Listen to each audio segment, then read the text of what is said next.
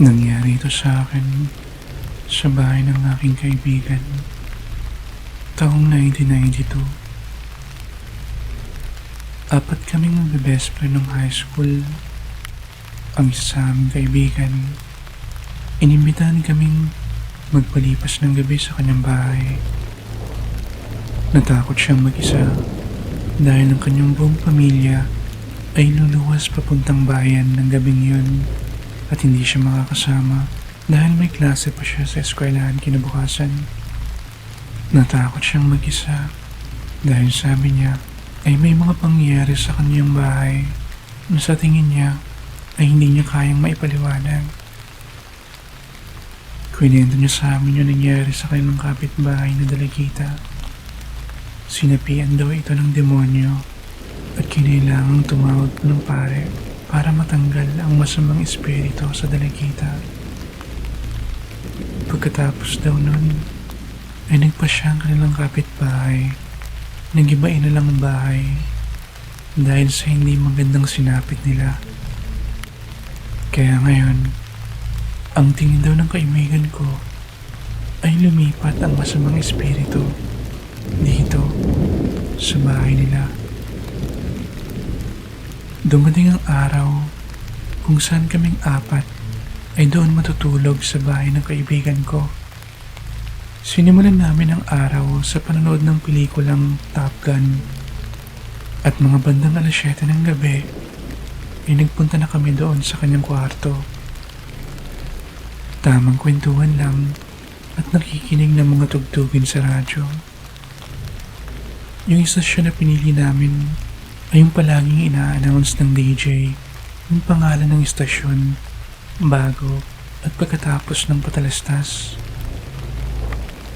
Nang bumalik ang DJ sa ere, ay biglang ibang istasyon ang sinabi nito. Nagkatinginan kaming lahat at inisip kung ano nangyari.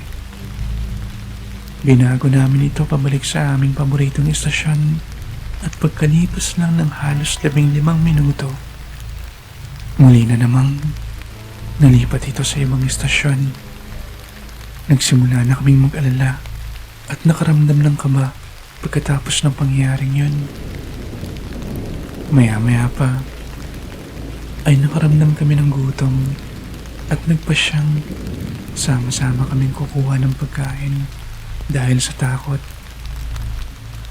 Kaya't pumunta kami sa kusina at pumunta ako sa banyo para maghilamos.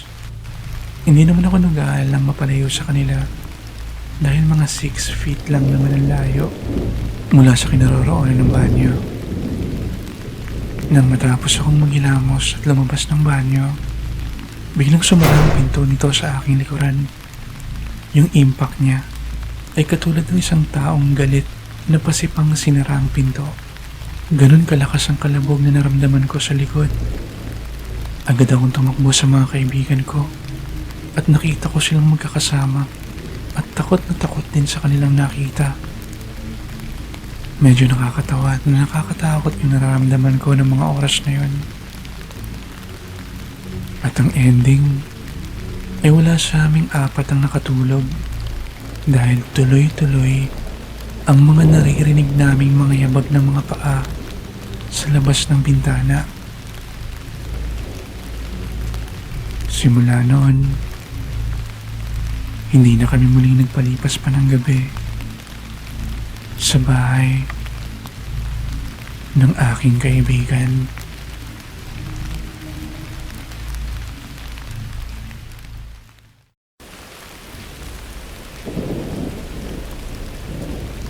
Nangyari ito sa akin nung ako'y nasa 8 o 9 na taong gulang sa Pilipinas. At hanggang ngayon ay sinusundan pa rin ako ng alaala ng pangyayaring ito. Kada taon noon, lagi kami nagbabakasyon buong pamilya sa probinsya para i-celebrate ang Pasko at Bagong Taon. Ang bahay na aming pinagbabakasyonan ay nasa may bandang bundok, kaya napapaligiran ito ng mga puno at mga magagandang tanawin. Tanda kong maghahating gabi na noon nang nagkaroon kami ng pagtatalo ng mama ko. Hindi ko na maalala kung anong pinagugatan nito. Pero galit na galit at umiiyak akong tumakas ng bahay noon. Hindi ko na iniisip pa kung saan ako pupunta. Basta tuloy-tuloy akong tumakbo at naglakad papunta doon sa kagubatan. Maya-maya, ay huminto ako sa isang puno para pakalmahin ang sarili at alisin ang galit na nararamdaman ko. Pagkatapos ng mga ilang minuto, ay nagpasya na akong bumalik sa bahay. Habang naglalakad, ay tumingin-tingin ako sa paligid at doon ko lang nalaman na hindi na ako pamilyar sa lugar na nilalakaran ko. Hindi ko matandaan kung gaano na ako katagal naghahanap sa daan pabalik. Pero tanda kong hindi naman ako takot at kalmado lang akong naglalakad-lakad noon. Hanggang sa may narinig akong tunog sa bandang likuran ko. Yung tunog na narinig ko ay katulad ng tunog kapag may naghuhukay sa lupa. Tumingin ako sa likuran, pero wala naman ako nakita. Sa puntong ito, nagsimula ng makipagkarerahan ng pagtibok ng puso ko. Nagsimulang dumaloy ang adrenaline sa buong katawan ko. Naglakas loob akong magsalita at tumawag doon sa pinanggagalingan ng tunog. Hello? May tao ba dyan? Natigil ang tunog. Naisip ko na lang, baka guni-guni ko lang yun. Kaya nagsimula na akong maglakad ulit. Mga ilang sandali, narinig ko muli ang tunog. Ngunit sa pagkakataong ito, ay nakarinig na ako ng mga yabag. At alam kong hindi na guni-guni itong mga naririnig ko. Nang ako'y lumingon sa aking likod, doon ko na nakita ang isang anino sa likuran ng puno. Doon na ako kinabahan ng matindi at tinansya ko ang aking sitwasyon, kung ako ba ay lalaban o tatakbo at tatakas na lang. Pero mas nanaig ang takot na nararamdaman ko dahil ng mga oras na yon ay nanatili na lang akong nakatingin sa anino at hindi makagalaw. Pakiramdam ko ay napakatagal kong nakatayo habang tahimik na nakatitig. At nung napansin kong gumalaw yung figura doon sa likod ng puno, ay dali-dali na akong tumakbo at humingi ng tulong. At katulad ng mga pangyayaring madalas mangyari sa mga horror kapag may nahabol, ay nadapa ako sa lupa. Pagtapos nun, ay mas papalakas ng papalakas at papalapit ng papalapit ang tunog sa aking tenga. Sigaw ng sigaw kung sino man yung umahabol sa akin. Tumayo ako agad at mabilis na tumakbo. At sa kabutihang palad ay napadpad sa daan pabalik ng bahay namin. Umiiyak at kinikilabutan ko pang kwento sa pamilya ko lahat ng nangyari sa akin. Sa una ay hindi sila naniniwala hanggang isa sa aming kapitbahay ang nagbalita na mayroong natagpo ang katawan doon sa kagubatan. Natagpuan nilang bangkay na pira-piraso na. Ang bangkay ay hindi na nila nakilala dahil tinanggal daw ng salarin ang mga ngipin at iba pang makakatulong na makilala ito. Pagkatapos namin malaman ang balita, ay agad-agad din kaming umalis sa lugar na yun. Simula noon, ay wala na kaming narinig na balita tungkol sa pangyayari at hindi ko alam kung natagpuan pa ba nila yung salarin o hindi. Pagkatapos ng insidente, ay hindi na din kami bumalik sa lugar na yun para magbakasyon. Malaki naman ang pasalamat ng magulang ko dahil nagawa kong makatakas mula doon sa kung sino mang tao o killer ang nandoon nung gabing mawala ako. Humingi din ako ng paumanhin sa kanila dahil sa aming pagtatalo. Masaya na kaming namumuhay ngayon at hindi na namin pinag-uusapan pa ang pangyayaring ito.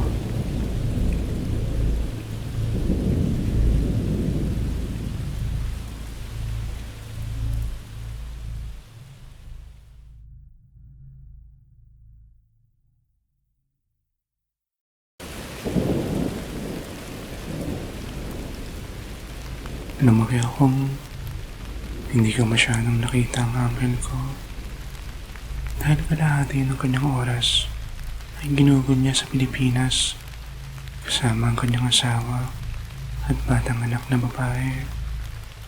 Pero sa mga panahon noon, nagtatagpo ang aming landas.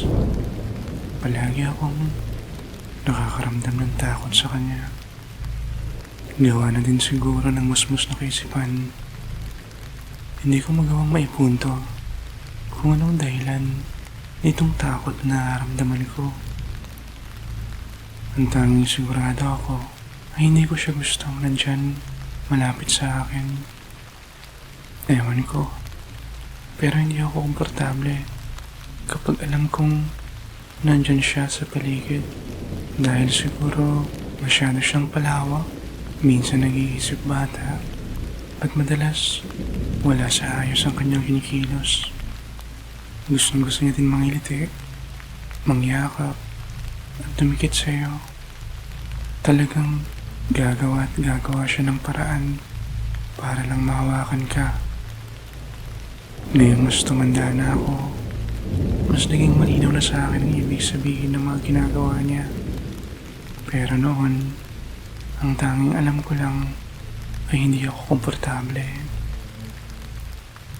Ang isa sa mga pangyayaring tumatak sa akin ay yung oras na nagbakasyon ako ng 1 linggo sa aking lola. Kapag bumibisita ang uncle ko noon, ay umaabot ng 6 na buwan kada dalaw niya. Na taon, nandoon din siya tumuloy sa bahay na pinagbakasyonan ko.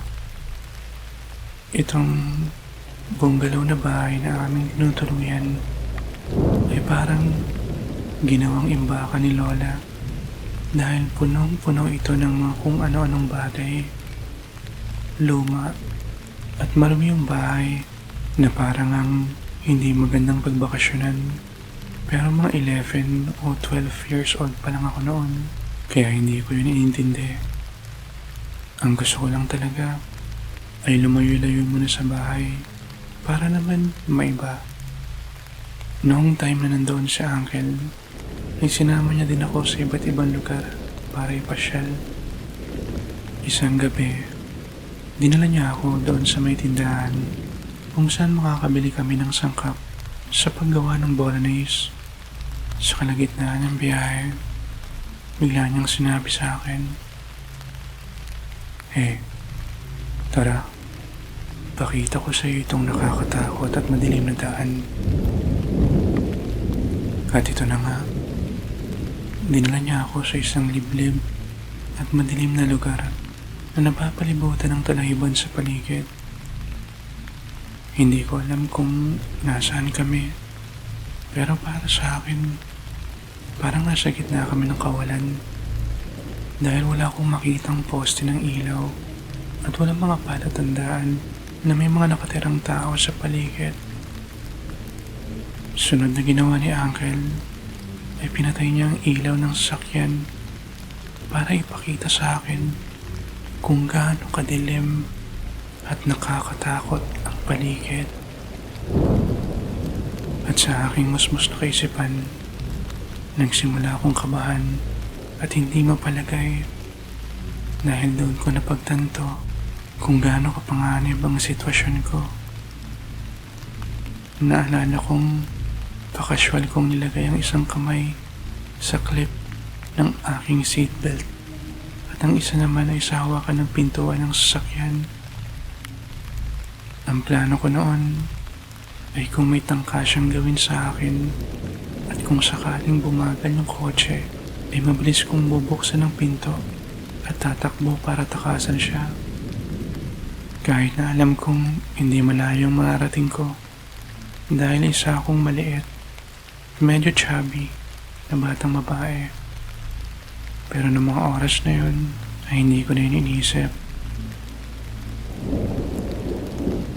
Ganoon pa man, hindi siya tumigil o lumapit sa akin. Sa huli, ay umuwi lang din kami at nagluto at kumain ng hapunan. Pero hindi ko matiis magtagal pa kasama siya. Kaya't maaga akong natulog doon sa may sofa. Doon naman natutulog ang aking uncle sa may blow-up bed sa sahig na sobrang awkward dahil kailangan ko parating humakbang sa kanya kapag magbabanyo ako kapag nagigising sa gitna ng gabi. Kinaumagahan, nagising ako at nakita kong uncle kong patawa-tawa habang may tinitignan sa cellphone niya. At nagulat ako sa mga sumunod na sinabi niya sa akin. Kinunan kita ng litrato kagabi. Teka, ano? Naalala ko ang pagkalito ko sa mga salitang binitiwan niya. Tumatawa siya, kaya't mayroon pa din akong kutob na baka kinuhaan niya ako habang bukas ang bibig tapos humihilik. Tawa pa din siya ng tawang ininapit sa akin ang cellphone para ipakita ang litrato. At doon na nga, nakita ko ang picture kong natutulog sa may sopa. Ang kumot ko halos nakababa na sa aking binti. May suot-suot akong pantulog at pansin kong medyo nakataas ito. Hindi ko alam kung napunta ba yun sa ganoon habang natutulog ako o basta hindi ko alam. Ramdam kong sobrang ilabag ang pagkatao ko sa ginawa niya. Kahit na sobrang kinikilabutan sa kawirduhan niya, ay tinanong ko pa din siya kung anong nakakatawa sa picture ko. Imbis na sagutin niya yung tanong ko, ay mabilis niyang hinilang ang cellphone para itago niya. Naalala kong tuliro akong napaupo doon at pilit na gumugulo sa isip ko ang tanong na bakit niya ako kinuhanan ng litrato. Kung titignan mo, ay maling-mali ang ginawa niya dahil isa akong batang babae at nasa isang vulnerable state para gawin niya yun. Sobrang kinilabutan at nawirdoan ako sa nangyari at tanda akong lagi kong binabantayan lahat ng nasa paligid ko simula ng gabing yun. Hindi ko yun sinumbong sa aking lola sa pagkakatanda ko. Wala ding nabanggit ang lola ko tungkol dito, pero hindi ko na din masyado matandaan dahil mga 15 taon na din ang nakakalipas. At dahil nga sa pangyayaring yun, ay iniiwasan ko na ang uncle ko na parang isang salot simula noon hanggang ngayon.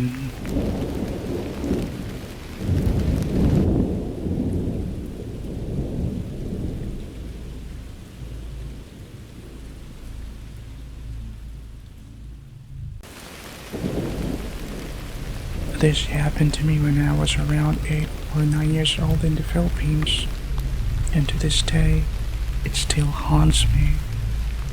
Every year, I and my family would always go on a vacation in our province, and we always celebrate Christmas and New Year there. Our house is somewhere on the mountain, so trees and other nature stuff are expected to be seen. One night, I and my mother were arguing about something. I can't remember what it was, and it was around 11 or 12 midnight. I was so mad that I decided to run away in tears, and I was not paying attention to where I was heading to.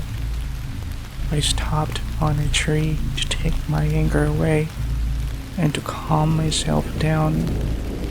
After some time, I decided to go back. When I look around, that's when I knew I was lost in the forest. I can't remember how much time had passed, but I was pretty calm until I heard a sound from behind. It sounds like ground being shuffled by someone. I looked behind to see nothing. At this point, my heart is starting to race. I can feel the adrenaline flowing over me. I was stupid back then, so I called out, "Is anyone there?" The sound stopped. I thought to myself if I was imagining things, so I then started to walk. I then heard the sound again, but this time I heard footsteps and was sure I heard it pretty well. When I turned around, I saw a shadowy figure behind a tree, and that's when my fight or flight started kicking in. I was so scared that I froze there watching it, which is a bad idea. It felt like an eternity standing there in silence, and when the figure moved, I started running for my life and shouting for help. Just like in any other horror movie, I fell to the ground. The sound starting to get louder and louder that it hurt my ears. It was a scream from a person. I stand up quickly and run as fast as possible. Fortunately, I found a way back to the house, crying and terrified. When I got home, I told them everything that happened to me, and they didn't believe me at first until our neighbor rushing into our house informed us that a dead body was found in the forest. A farmer found it when he was about to go home. He immediately called the police and they inspected that body. The very next day, they continued to investigate the area. They found a dead body in pieces. The body was never identified since the killer removed the teeth, etc. After we find out what happened, we left the place as soon as possible. Since then, we have never heard from him, and I don't know if they have found the killer or not. Despite the incident, the place was never a good place to stay, so we never came back. My parents were so happy that I managed to escape from a killer. I apologized to my mother and vice versa. We're living happily now, and we stopped talking about it and left the past.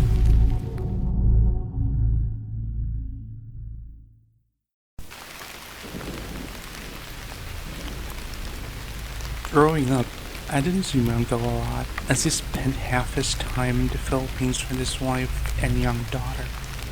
But the times I did meet him, I was always creeped out.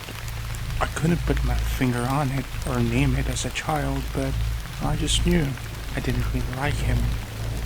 He made me feel uncomfortable. He was too touchy, feely, too immature and silly.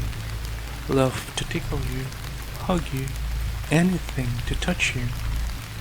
Now I'm older, I see it, but as a kid, I just knew I wasn't comfortable.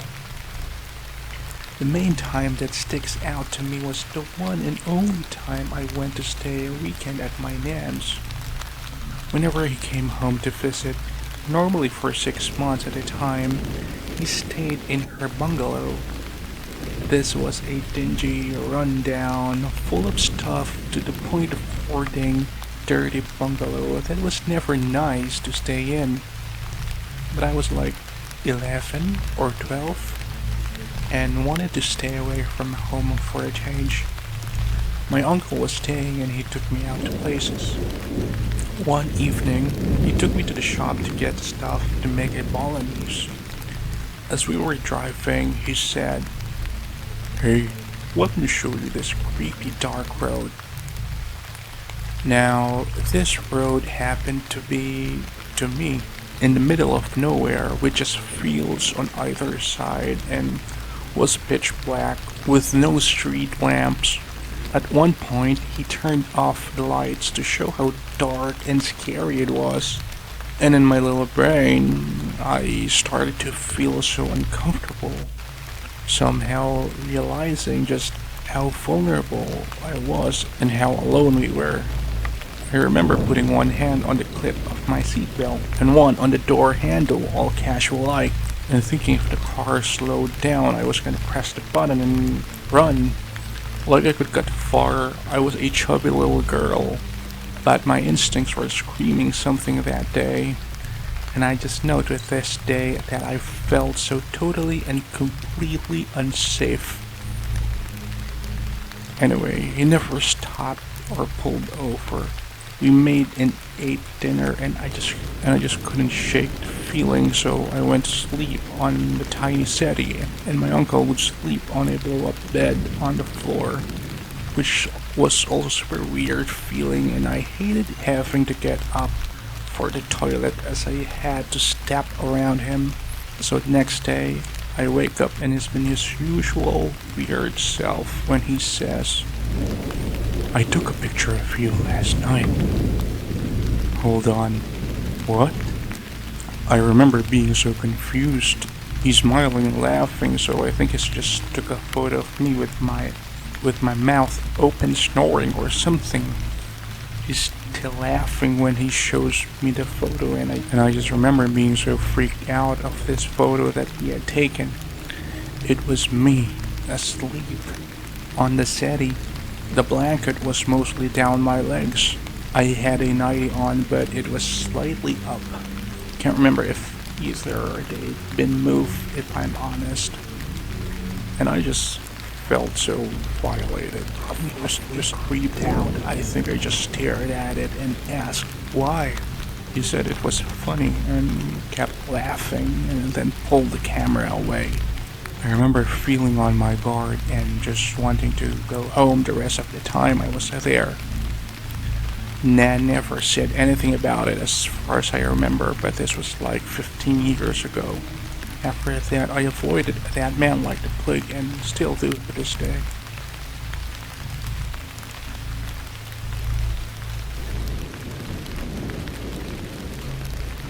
Happened to me at my friend's house in 1992. There were 4 of us, close friends in high school. One of our friends invited us to spend the night in his house. He was scared to be alone since his entire family were going out of town that night, and he could not join him because he had class in school. He was scared to be alone because he said there were things happening in his house that he finds strange. He then tells us the story of how their neighbor, a teenage girl, got possessed by a demon, and a priest had to perform an exorcism, and the girl was freed from demons.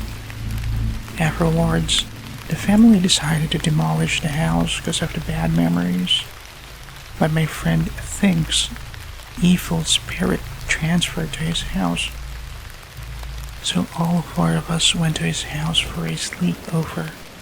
We started the day watching Top Gun, and as the night came around 7 p.m., we stayed in his room, just talking and listening to music on his radio. We chose our favorite station, and the DJ would always announce the station name. DJ came back on air and this time said a different station name. We all looked at each other and thought what just happened. We changed it back to our favorite station, and same thing happens after about 15 minutes. We now start to worry and feel creeped out. Later that night, we felt hungry and decided we will all get food together because we were scared. So we go to the kitchen, and I went to the bathroom to wash my face. I wasn't worried since it was just about 6 feet from where my friends are. As soon as I finished washing my face and stepped out, the bathroom door slammed shut behind me. It was like someone was angry and kicked the door. It was that loud. I ran to my friends and I see them huddled together, scared to their wits. It was funny but scary at the same time. The rest of the evening was just us four laying down in bed trying to get some sleep, but instead endured the rest of the night listening to footsteps outside our window. We never spent another night in my friend's house ever again.